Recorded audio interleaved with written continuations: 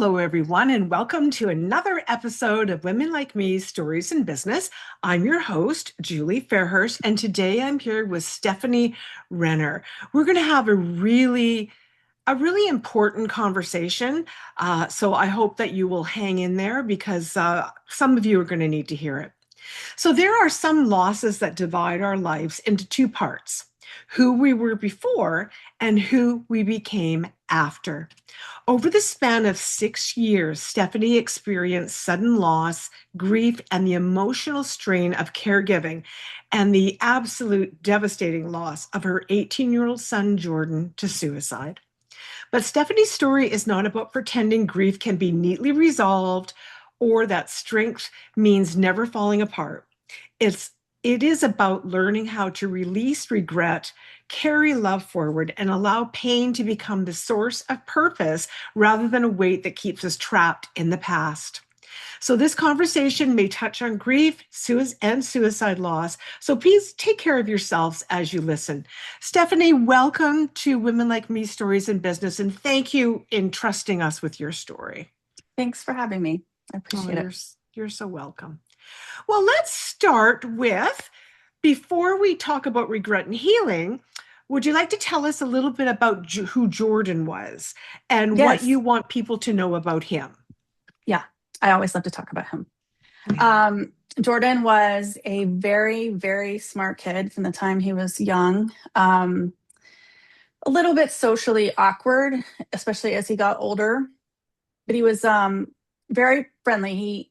He was an empath. He really took on other people's feelings and cared about other people, especially didn't want them to be sad or suffer in any way. Always sort of, as he was a teenager, he was always inviting friends who maybe had difficult home situations to our house. Some of them slept in my basement, and some of them I knew about, some of them I did not. So I still hang out. Some of these kids come around still and will tell me they snuck out of my basement before I went to work in the morning sometimes. He just, gathered everyone around.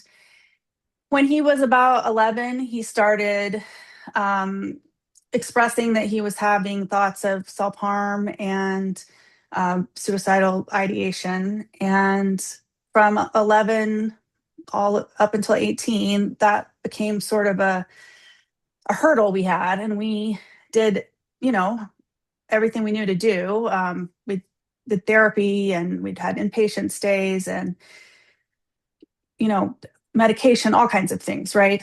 But it just was always really a battle for him. He was very open about it, though. He never hid it, and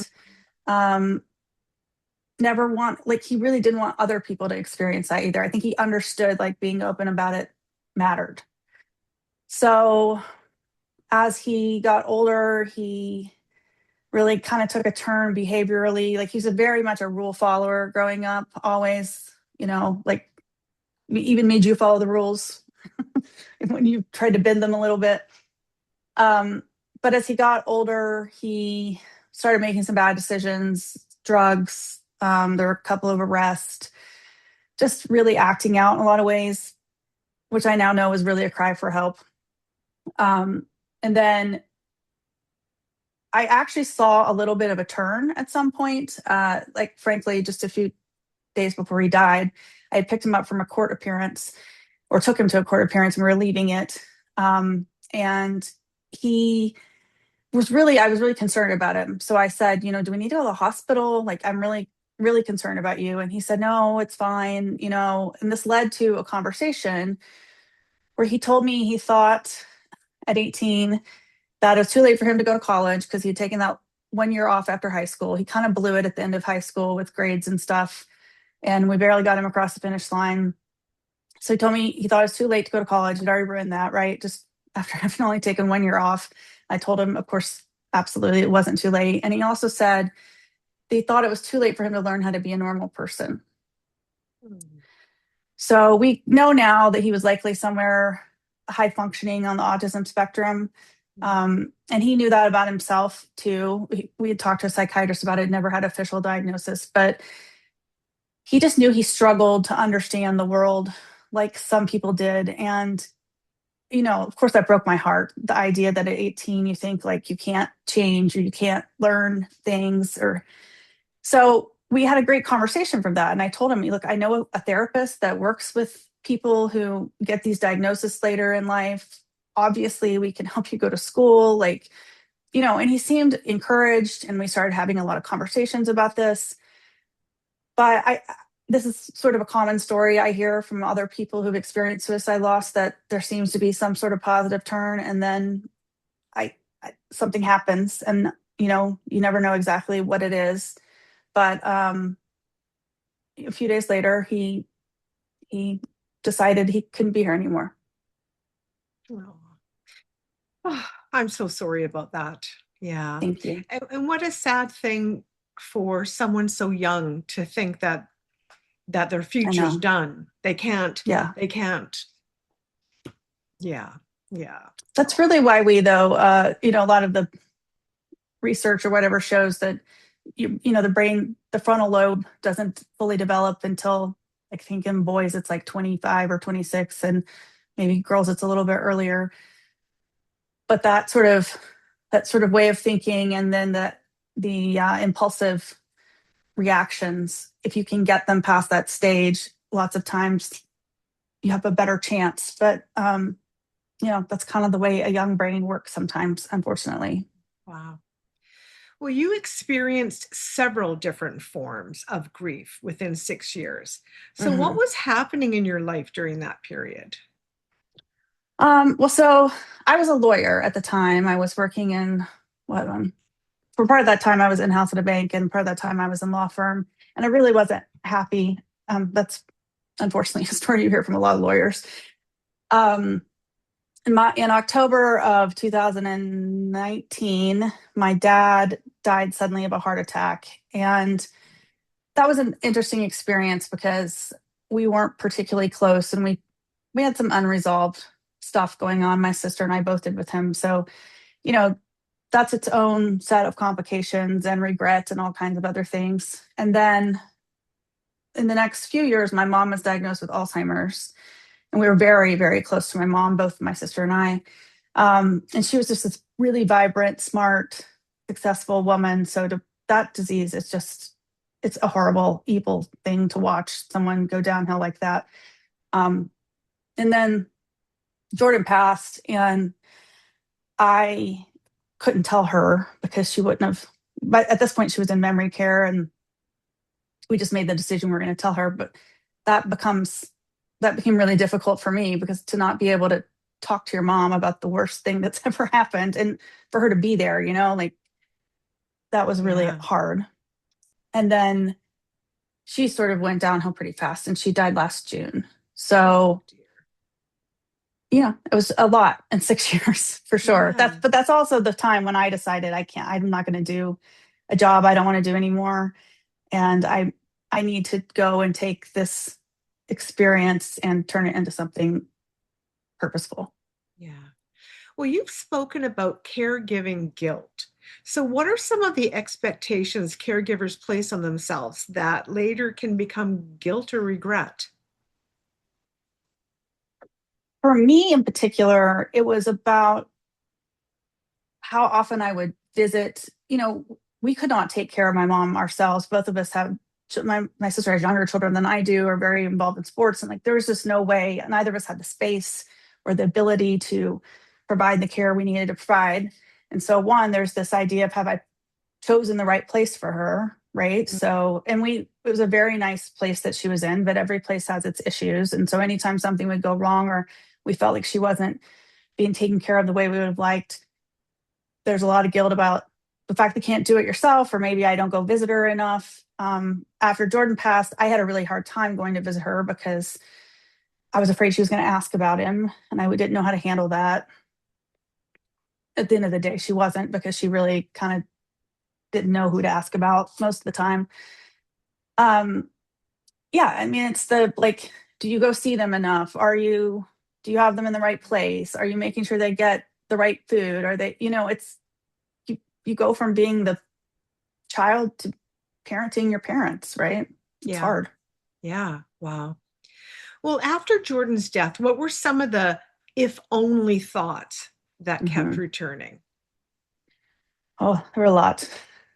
If I'd only gotten him a different therapist, if I'd only cracked down on him harder when he started smoking weed when he was young, that became an issue because, of course, at 14 and 15, no one should be doing that. And you try to set boundaries in place and you fight about it enough. And then it's one of those things I kind of decided it wasn't going to be the thing I was going to make the biggest deal about. Mm-hmm. Should I have not let some of those kids stay at my house because not all of them were great influences on him? Should I have insisted he transfer schools when I thought that he needed to transfer in high school earlier? Like a million things, right? I mean, I could Yeah. go on and on. The day he died, it was at my house. I found him the next morning, and Oh. it also happened to be Mother's Day, which is, Oh. you know, um, but that day that I know that he died, I had gone to, actually I was on a first date and it was out of town. Like that person lived in Indianapolis, I lived in Louisville, Kentucky, so we met halfway in between. And I just didn't have a good feeling about it that day. I almost canceled, but I didn't want to do that at the last minute. And I just thought I was getting nervous about like going there by myself and my safety or, whatever. Mm-hmm. But, now I look back and think, okay, what if, was that like the universe trying to tell me to stay home and that he needed me and maybe this wouldn't have happened? And um, yeah, there's just, the list is exhaustive. Yeah. Well, why do you think regret becomes so powerful after traumatic loss? It can really keep you stuck. And I think, we need answers. We need explanations and we think we need somebody to blame, I think. Mm. And I think some of us almost hold on to that because we feel like we deserve punishment or something. I don't know. I I personally had kind of an epiphany with this. People tell you, they say all kinds of things when someone dies, and sometimes they're helpful, sometimes they're not. And just to be very clear, I appreciate the intention behind almost everything anybody says, and and accept that. But a lot of people said to me, "You did everything you could," because they had seen all the struggles we had gone through and how we tried to help him. And I understood where they were coming from, and I always say, like, basically they were telling me I was a good parent, so who was going to be upset about that? But I really, like, internally I was having a hard time with that. I have a very logical lawyer brain, right? And so all I could think was, one, I don't know, did I do everything I can? Who can do everything? Like, there's always something else. But Yeah. also, what if I didn't do everything I could? Does that somehow make it my fault? Because that's what people are Mm. trying to tell you when they say that, right? Like, it's not your fault. You did everything you could. And I came to this place of realizing, number one, I didn't control the outcome. Like, no one thing I did or didn't do, there's no assurance that that would have changed it, right? I don't have control over another person and what they do. But also, why do we have this need to either be absolved of guilt or place the blame somewhere, right? Like, why are we even talking about whether it's someone's fault or not? Like, that doesn't really serve a purpose in this situation. Yeah. And so I had to really like let go of that idea that, like, something could have changed it, or it was or wasn't my fault. Does that make Mhm. sense? Yeah, it does. It does. Well, what would you say to a mother who's carrying that heavy what if it's my Well, fault? Is it my yeah. fault? Well, first I would say that's normal. Like, there's nothing wrong with you that you're doing that. We all do. But I would say you got to ask yourself, really be real honest with yourself about whether whatever it is you're beating yourself up about, whether you have any guarantee that would have changed the outcome. because that answer is almost always no. There's hardly ever a thing that you can point to that you know for sure would have made the situation different. And I talk about it, those what ifs, it's like carrying around a backpack full of bricks. So if you think about each what if as a single brick and you put those into a backpack and you're just carrying them around like a big weight, there's no real purpose for that, right? I keep saying this, but then I think about all the weighted vests that people our age are like told to walk around in. Yeah. But for the most part, a backpack full of bricks serves zero purpose, right? It's just weighing you down. And if you can take each of those bricks, each of those if onlys, and really examine it and ask yourself if there's any guarantee that would have changed the outcome, then you can lighten that load. And it really brings a lot of freedom. Yeah. Wow. Well, was there a moment when you realized regret was no longer honoring your son or your life? Yeah. I mean, I don't know that it's a single moment in time, but, and I say all the time, this isn't a magic answer. Like I have to remind myself of this on a regular basis. It's not like I always say I put the bricks back in the backpack every once in a while and I have to stop and take them out again. Yeah. Yeah. I mean, yeah, I think if you let that weight weigh you down and you get stuck, then that keeps you from moving forward. And I say moving forward instead of moving on, because I think a lot of us are scared of moving on and it's like we're leaving it behind or something, the person or the experience or whatever it is. But if you can move forward and take that with you, then you can do what you need to do to honor the person or this applies in a broken marriage, or a lost business, or whatever it is. Like, it's not always bringing a person along with you, but it might be that experience that you want to take the good from. It doesn't invalidate it if you move forward, Yeah. Yeah. Moving on, moving forward. You're so right. Yeah.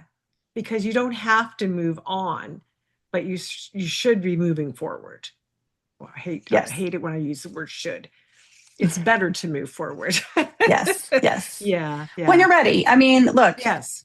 I don't judge someone for if you need to sit and wallow in it or just stay in your bed for a couple days, whatever it is, right? That's perfectly fine. But when you are ready, I think there's a lot of freedom in letting go of the regret and forgiving yourself to the extent you need to. Yeah. Because that's what, I mean, if we're talking about person lost, that's what that person would want. They want you to move forward. Yes. Yeah. How do you respond when old memories or the if only thoughts suddenly return? Well, it's sort of a mindset shift, right? Like, I have to sort of stop and recognize it, first of all. And that takes some time. Sometimes I get in that spiral and then it takes me a minute to really recognize what's going on. But you have to recognize it. And I have to go through the same process that I tell other people to go through, which is ask those questions. And if you think about it, you have to remind yourself that's kind of self-centered or grandiose of you to think that you actually have the kind of control over other things and people that would allow you to change these major outcomes, right? Like, we think, we're really thinking pretty highly of ourselves if we think we have that kind of control and power. Absolutely. Yeah. How has Jordan's life shaped the work you now do as a speaker, writer, and coach? Oh, tremendously. So, I tell a story about when Jordan was in middle school and he was in the thick of just feeling awkward and friend problems and all that kind of thing. He comes to me, it was either 7th or 8th grade, and he said he's going to be in the school talent show. I was like, okay. In my heart, I'm thinking, really? Like, you want to put yourself out there like this? And I said, okay. And then he told me what his talent was going to be. I'm going to sing Frank Sinatra while working a Rubik's Cube. I was like, That's awesome. oh, okay. That's unique. Yeah. First of all, I didn't know if he could sing, and what seventh or eighth grader does, is wants to sing Frank Sinatra. But I knew he could work a Rubik's Cube because he'd gone to like cubing competitions. He is kind of Oh, his party trick. He worked it wow. really fast, right? So he, talent show day comes. I am just a ball of nerves. And I'm just thinking, oh my God, please just don't, like, I just wanted the universe to be kind to him, right? Like, don't Yeah. let this be a flop. Yeah. So he gets up there, starts singing. And first of all, he's a way better voice than I knew. And he works his cube. And then he walks to the end of the stage and hands it to a little girl on the front row. And she scrambles it up and he gives it back to him. And he works it again. And then he put his cube down and finished the song, and his voice got louder and stronger. And after it was over, like the whole crowd was like in awe, right? And they clapping and standing up because I'm positive no one had ever seen that talent show trick before. Yeah. Of that combination, right? Wow. Yeah. And you could just see the big smile on his face and how happy it made him. And I tell that because that child, like, suffered so much, but he just constantly put himself out there again and again. And whenever I told that story in like a storytelling competition, and at the end I said, I think of him and I think of that experience when I'm afraid or fearful of doing something or start to doubt myself. And I would challenge everyone else to just pick up their cube and walk out on the stage anyway, right? Like, Yeah. yeah. So for me, it's he inspires me to do the crazy thing that, maybe other people think I shouldn't do, or I'm scared to do, or whatever. And then he just wanted to save other people so much that, my speaking and writing is not mostly about suicide prevention, but I do talk a lot about mental health and the importance of it. And, it's a part of my mission. When we had his service, we asked people to write on comment cards like a favorite memory of him. When I got home and read them, 5 or 6 of them said either he saved me or he saved my Wow. child. Wow. And then I had shared on Instagram and Facebook and said, if you weren't able to make it to service, like, I'd love if you'd share a story with me. And I got several more of those stories. Wow. Wow. Pretty impactful for only 18 years on the Yeah. earth. Yeah. Wow. Wow. Well, were there people who helped you through your darkest times? And what does genuine support look like? Mm, yes. I have a ridiculously amazing, supportive friend group and family. My sister, being at the very top of that list. I mean, that horrible day, I called her and she dropped everything and barely left my house for the next 2 weeks. And she was grieving too. They were very close. So just the amount of effort she put in. I had friends fly in from other places and drive down from other places to come and stay the night with me, or, the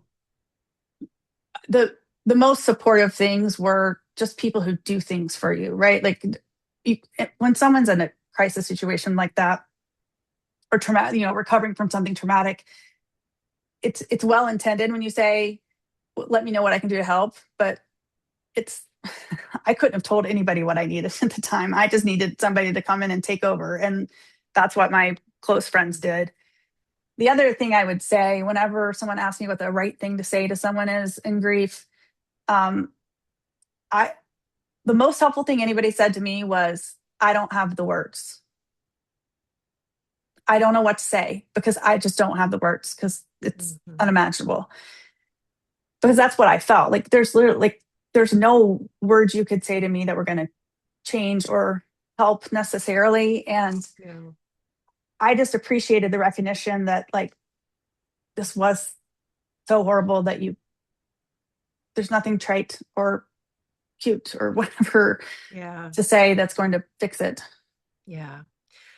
I my a friend of mine several years ago, her husband was killed in a in a work related accident, and I mean, what I just sat on the couch and held her hand.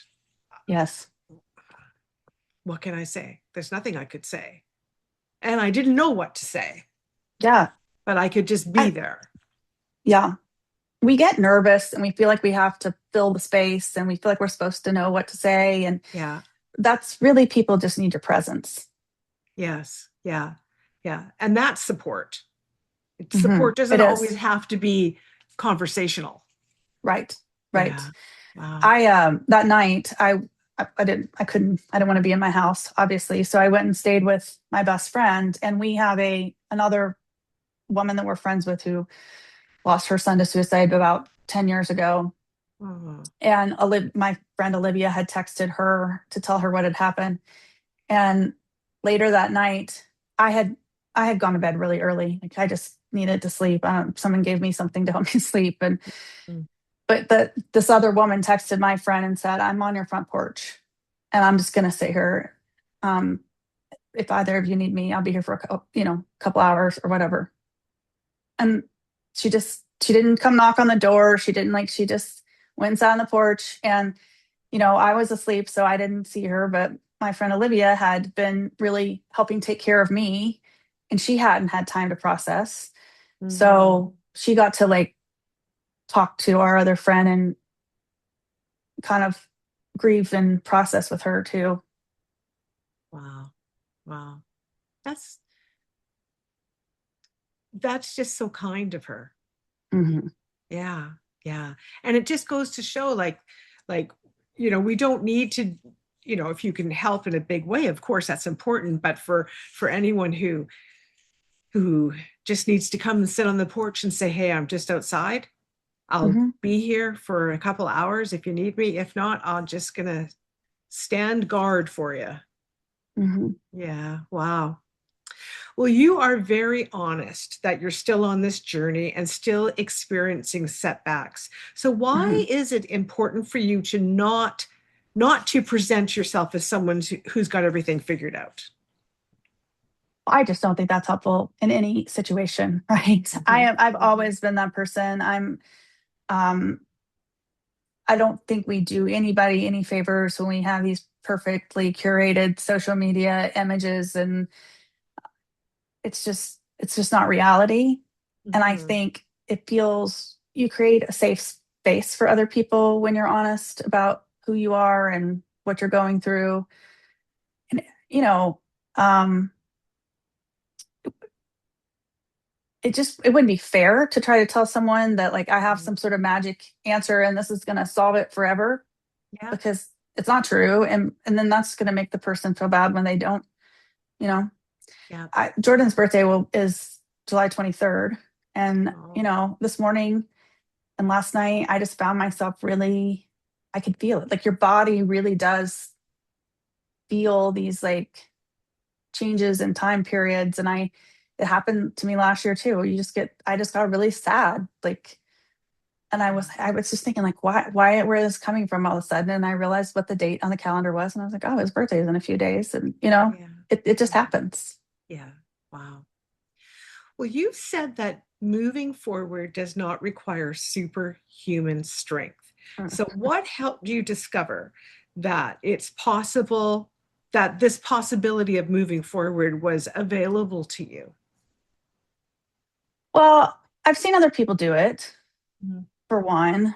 Um, I think I knew I had to because I have another son. I can't, I have to be here for him. I just think we get this idea. People say they think it's a compliment when they say to someone in my situation or a lot of other situations, "You're just so strong. I just can't, you're just so strong and I don't know how you do it." And it is a compliment, but the truth is I don't know that I'm any stronger than anybody else. And I don't want to have to be strong. It just Yeah, kind of is what it is, right? yeah, yeah. Um, yeah. Well, for women listening who may be feeling buried beneath guilt or regret, What is one small step that they could take today? Well, I always say first, it's okay if you're feeling that way, Mm, and allow yourself to feel what you need to feel. But second, I think it's the really asking yourself, what what purpose is this serving you? What purpose is this regret and guilt serving? And if you decide from that you want to get free of it, you really have to start with those what ifs. Like, mhm. just take one of them and really be honest with yourself about whether you actually controlled things. Yeah. Yeah. Well, I would like everyone to know that if you go into the show notes, there will be information there that you can find on how you can reach out to Stephanie. If you need help, if you want somebody to talk to, if you maybe you just need some advice, reach out to her. She's yeah, she's obviously a wealth of information for sure. So don't suffer in silence alone. You know, just take those little steps, and one of them might be to reach out to her. But all of her information is going to be in the show notes, so don't hesitate to find them. So, Yes. Stephanie, if Jordan could see how you are carrying his love forward, what do you hope he would understand about the life that you're building? Oh, goodness. That it's in his honor, Mm, mhm, that he had a really um, deep impact on this world. mhm, No one's made me mhm. cry yet, Julie. Oh, But I'm tearing up now. uh, well, I think, I think that, so many of us go through, well, I guess we all go through some sort of trauma in our lifetimes Mhm. and loss. But I always think that it's so courageous when and honoring that person to be able to be able to do something positive to help others in the world. Women like me started because my 24-year-old niece died on the streets of a fentanyl overdose. Oh, yes. And it ticked me off, and I knew it was generational trauma and yada, yada, yada. And in 2019, 3 months after her death, our first book came out, and we've now got 35 books, hundreds of women who have written. And so, we can, when that happens, not everyone, of course, is gonna feel like they need to go out and change the world, but some of us do, and it is an honor of those, because if her, I mean, obviously we'd like to have Jordan here, we'd like to have my niece here, of course, but they're not. So Mhm. what can we do with that memory? What can we do with that knowledge that we have now, that understanding, where we can in turn help more people? And I think that it's so beautiful that you got all those messages about Jordan, because that's what he was doing. Mhm. And now you're able to carry that legacy along as well, to help others.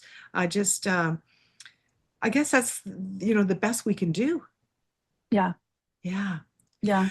Yeah. Well, Stephanie, when someone finishes listening to this conversation, what is the one truth you hope she carries with her about grief, regret, the possibility of living a full life again? That you don't have to stay stuck in that regret and guilt. There's You can find the freedom to move forward and honor whatever it is that you've lost. It's that you're not you don't deserve to have to punish yourself by sitting with that regret. Hmm. Yeah. Yeah. And so important that that whoever is out there struggling hears it from someone who's lived it. Yeah, I think Yeah. that's right. I think it's so important. Well, remember everyone, you can find Stephanie It's easy. Go to the show notes. All of her information will be there for you. And Stephanie, I just want to really thank you for being willing to come on and talk about Jordan and talk about his story and your life after. And I know someone's going to see this and it is going to be helpful to them. And Thank you. That's all that we can do, is just Thank you. help others. No, you're so welcome, but thank you. Yeah. Okay, everyone. Well, thank you for being here for this episode of Women Like Me Stories in Business, and we will see you all next time. Take care, everybody. Bye.